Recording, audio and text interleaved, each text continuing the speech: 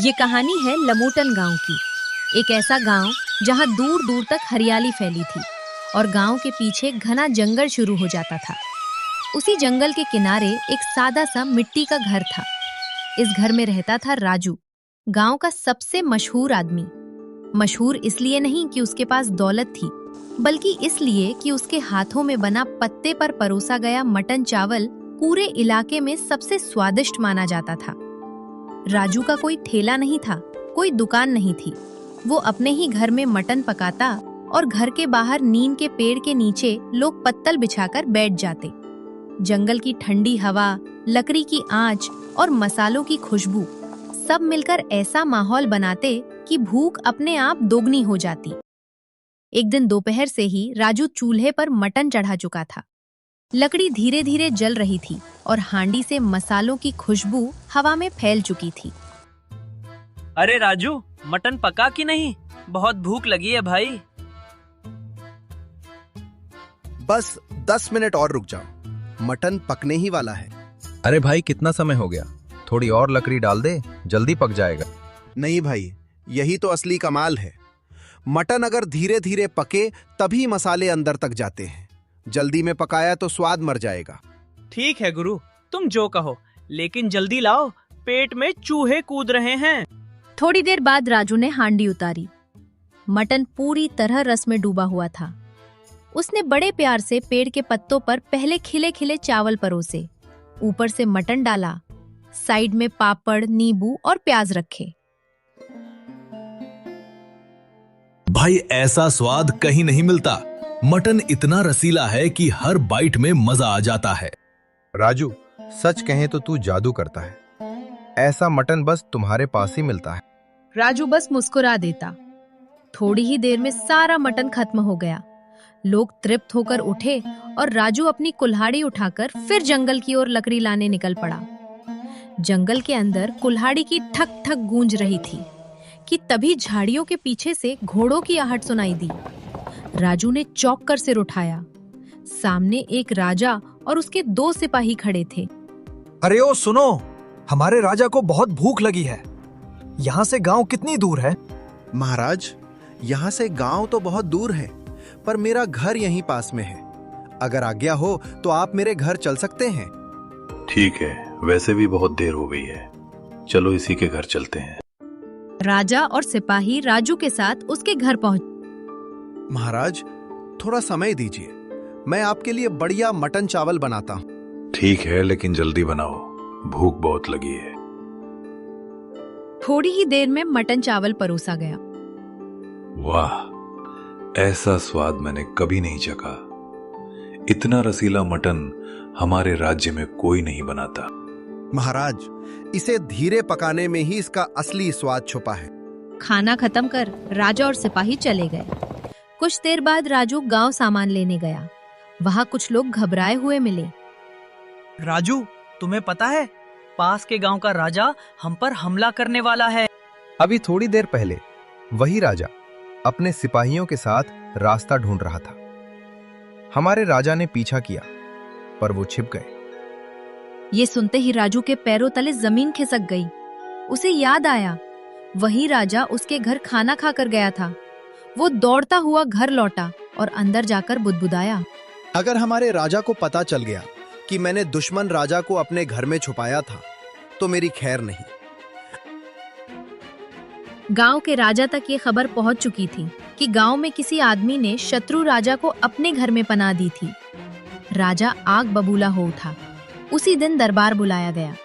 जिस किसी ने हमारे दुश्मन को अपने घर में पनाह दी है, उसे ढूंढ कर मेरे सामने लाया जाए।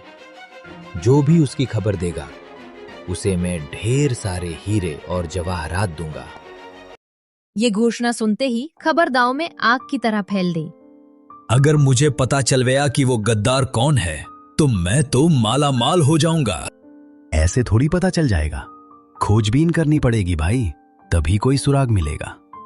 ये सारी बातें चुपचाप सुन रहा था मधु, जो राजू के घर के पास ही रहता था।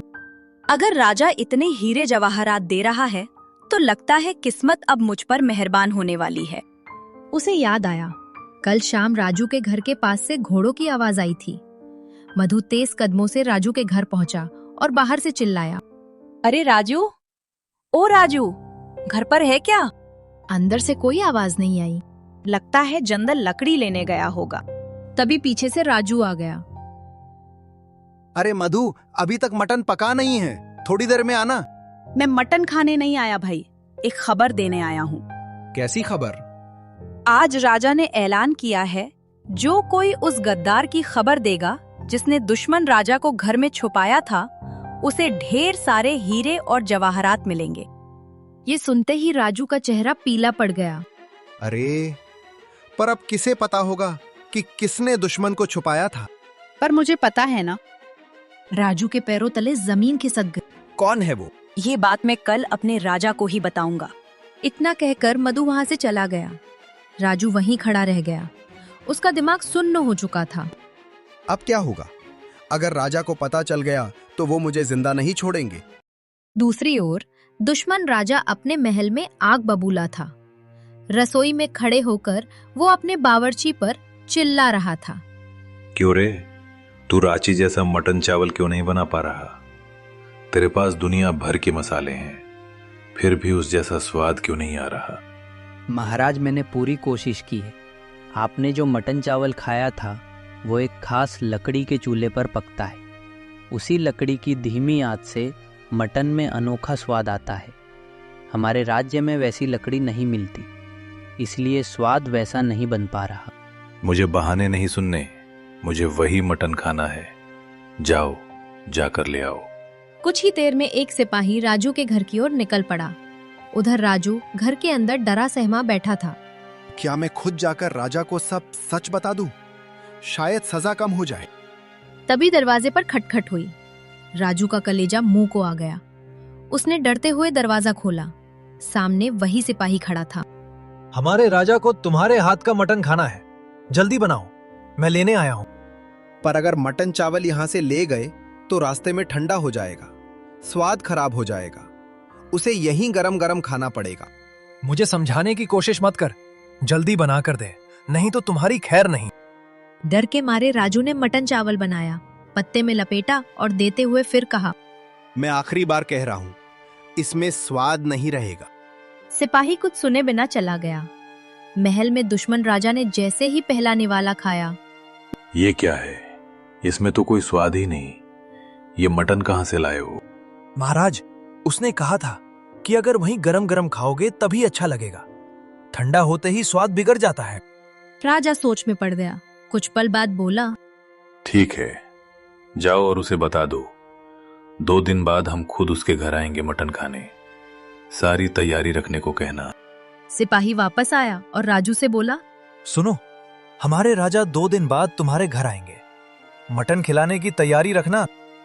ये सुनते ही राजू की आंखों में एक चमक आ गई। यही मौका है, अब खेल पलट सकता है। बिना देर किए राजू सीधा रांची के राजा के पास निकल पड़ा। राजू हिम्मत जुटाकर सीधे महल पहुंच गया। दरबार में कदम रखते ही उसका दिल जोर जोर से धड़कने लगा। उसने हाथ जोड़कर कहा, महाराज, मुझे आपसे कुछ कहना है। क्या तुम जानते हो कि हमारे दुश्मन को किसने छुपाया था? जी महाराज, इसी बारे में बात करने आया हूँ। तो जल्दी बताओ, वो धोखेबाज कौन है? हम उसे अपने हाथों से सजा देंगे। राजू ने गहरी सांस ली और कांपती आवाज में बोला, महाराज, वो दुश्मन राजा मैंने ही अपने घर में छुपाया था। दरबार में सन्नाटा छा गया। राजा गुस्से से गरजा, क्या तुम ही वो गद्दार हो? सिपाहियों, तुरंत इसे कैद में डाल दो। सिपाही आगे बढ़े ही थे कि राजू जोर से बोला, रुकिए महाराज, पहले मेरी पूरी बात सुन लीजिए। राजू ने जंगल से लेकर मटन खिलाने तक की पूरी कहानी सुना दी। अंत में उसने कहा, महाराज, वही राजा कल फिर मेरे घर मटन चावल खाने आने वाला है। हम उसे वही पकड़ सकते हैं। पर कैसे? मैं मटन में नींद की दवा मिला दूंगा। जैसे ही वो खाएगा उसे गहरी नींद आने लगेगी। तब आप चुपके से आकर उसे बंदी बना सकते हैं। बहुत बढ़िया योजना है, पर ध्यान रखना, उसे जरा भी शक नहीं होना चाहिए। जी महाराज, मैं पूरी सावधानी रखूंगा। राजू दरबार से बाहर निकला तो रास्ते में उसे मधु मिल गया। अरे राजू, तुम यहाँ? क्या तुमने राजा को बता दिया कि वो गद्दार कौन था या नहीं? नहीं, अभी बताने ही जा रहा था। अरे रहने दे भाई, मैंने खुद ही बता दिया कि गद्दार कौन था। अरे रहने दे भाई, मैंने खुद ही बता दिया कि गद्दार कौन था। ये सुनते ही मधु का मुंह खुला का खुला रह गया। उसे समझ ही नहीं आया कि राजू डर रहा है या कोई बड़ी चाल चल चुका है। राजू बिना रुके आगे बढ़ गया। अब उसके सामने सिर्फ एक ही मकसद था, कल की तैयारी। अगली सुबह सूरज की हल्की किरणों के साथ राजू की आंख खुली। दिल में डर था, फिर भी उसने खुद से कहा, बस आज कोई गड़बड़ ना हो। वो तुरंत काम में लग गया। मटन को अच्छी तरह धोया, उसमें मसाले मिलाए और लकड़ी के चूल्हे पर हांडी चढ़ा दी। धीमी आंच पर पकता मटन पूरे घर में खुशबू फैला रहा था। थोड़ी ही देर में दरवाजे पर खटखट हुई। राजू घबरा गया। लगता है राजा आ गया। वो डरते हुए बाहर निकला। सामने गांव का आदमी रामू खड़ा था। अरे राजू, तुम यहाँ?